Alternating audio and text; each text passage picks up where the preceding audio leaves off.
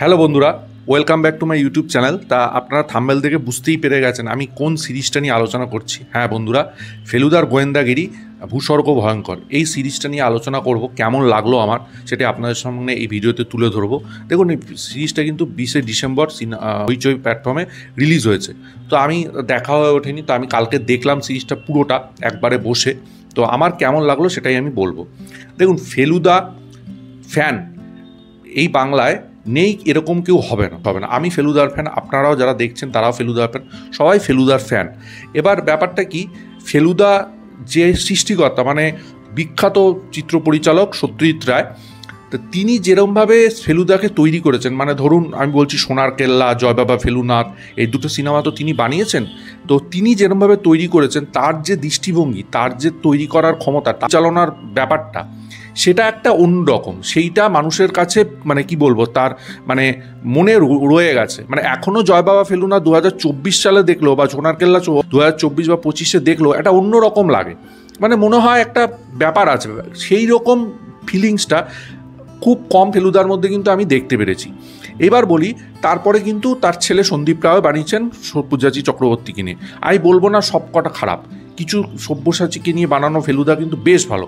তারপরে সেই ট্র্যাডিশন ধরেছেন কিন্তু সৃজিত মুখার্জি, ঠিক আছে। এবার দেখুন, এই যে বিভিন্ন ফেলুদার চরিত্র আমরা পেয়েছি, মানে ধরুন টোটা রায়চৌধুরী করছে এখন, ইন্দ্রনীল সেনগুপ্ত করছেন বড় পর্দায়, তারপরেও আবির চ্যাটার্জি করেছেন, পরমব্রত করেছেন ওটিটিতে। তো দেখুন, এর মধ্যে কিন্তু আমরা মানে কে ভালো কে খারাপ এরকম তো আলোচনা হবেই, কিন্তু টোটা রায়চৌধুরী অ্যাজ এ ফেলুদা আমি বলবো কিন্তু ভালো সিলেকশন, আমি বলবো অবশ্যই ভালো সিলেকশন, এটা কিন্তু মানতেই হবে। এবার ভূস্বর্গ ভয়ঙ্কর এটা কেমন হলো, আমার কেমন লাগলো, দেখুন আমি একটা কথা বলি, এর আগেও কিন্তু সৃজিত মুখার্জি ফেলুদার সিরিজ করেছেন, ঠিক আছে। এবার সেইটার আর এইটার মধ্যে কী তফাৎ সেটা আমি বলবো না। আমি এটার ক্ষেত্রে যেগুলো আমার ভালো লেগেছে সেটা আমি বলবো, যেগুলো খারাপ লেগেছে সেটাও আমি বলবো। ভূস্বর্গ ভয়ঙ্কর মানে কাশ্মীরের যে ভিউগুলো দেখানো হচ্ছে, যেটা আমাকে বেশি অ্যাট্রাক্ট করেছে, ড্রোনের ফুটেজ, সেইগুলো কিন্তু আমার বেশ ভালো লেগেছে। ভিউজগুলো যেরমভাবে ক্রিয়েট করেছে, যেরমভাবে দেখিয়েছেন, সেগুলো আমার বেশ ভালো লেগেছে। টোটা রায়চৌধুরীর অভিনয় আমার কিন্তু খুব ভালো লেগেছে। টোটা রায়চৌধুরী, অনির্বাণ চক্রবর্তী এবং তপসী চরিত্রে যিনি অভিনয় করেছেন, তাদের অভিনয় কিন্তু আমার বেশ ভালো লেগেছে। অভিনয়ের দিক দিয়ে আমি বলবো দারুণ, ঠিক আছে। এবার আমি বলি গল্পটা, যেটা দেখুন সৃজিত মুখার্জি তো তার ইন্টারভিউতে বলেইছেন, নিজের কিছু প্লট তিনি ঢুকিয়েছেন, নিজেও লিখেছেন। তিনি যেহেতু একজন খুব ভালো ডায়লগ রাইটার, তিনি খুব ভালো লিখতে পারেন, সেজন্য ডায়লগের দিক দিয়ে আমি কিন্তু বলবো বেশ ভালো লিখেছেন, ডায়লগগুলো খুব ভালো লিখেছে। কিন্তু আমি একটা কথা বলি, সিরিজটা কিন্তু অতটা আমার মন জয় করতে পারেনি, এটা কিন্তু আমি বলতে পারি। কেন মন জয় করতে পারিনি? প্রথম কথা, সিরিজটার মধ্যে কিন্তু একটা একঘেয়েমি রয়েছে।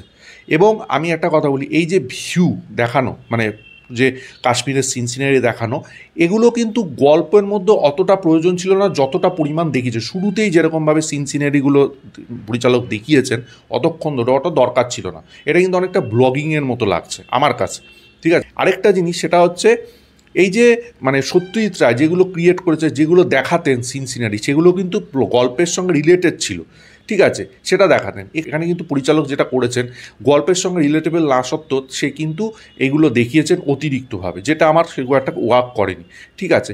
এবং এটা আমার কাছে কেমন একটা লেগেছে। এবং শেষ আমি বলবো যে ক্লাইম্যাক্সটুকুনি আমাকে এনগেজ করতে পেরেছিল। বাকি সিরিজটার মধ্যে যেরমভাবে মানে পরপরগুলো ব্যাপারগুলো ঘটে যাচ্ছে, সেইটা কিন্তু আমাকে খুব একটা সাড়া দেখাতে পারেনি। আমার ক্লাইম্যাক্সটা মোটামুটি লেগেছে।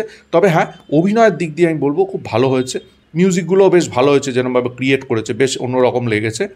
তো ওভারঅল দিক দিয়ে ওয়ান টাইম ওয়াচ এই সিরিজটা আমি বলতে পারি। এবার আপনারা দেখে থাকলে কেমন লেগেছে অবশ্যই কমেন্ট বক্সে জানাবেন। ভিডিওটা ভালো লাগলে লাইক করুন, শেয়ার করুন, চ্যানেলটা অবশ্যই সাবস্ক্রাইব করুন, পাশে থাকা বেল আইকনটা ক্লিক করতে ভুলবেন না পরবর্তী নতুন কোনো আপডেটসের জন্য। ততক্ষণের জন্য গুড বাই বন্ধুরা।